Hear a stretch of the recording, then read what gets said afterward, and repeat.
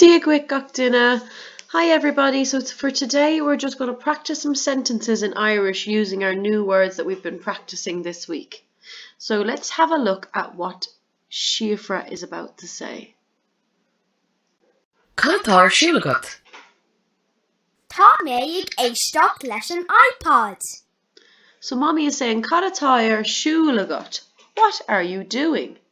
And Siofra has just said, Tá mé ag éisteacht leis mo iPod. So she's listening to her iPod. Catar siúla sin. So mommy's asking, so what is Oisín doing? Cadatáir siúl ag Oisín. Tá sé ag feiceáint ar an televís.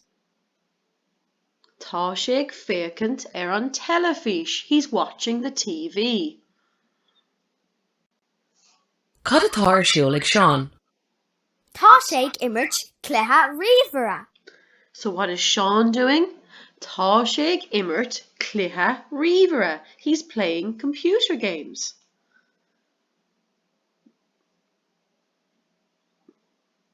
Brilliant. Maybe keep practicing those a couple of times just to practice the words again.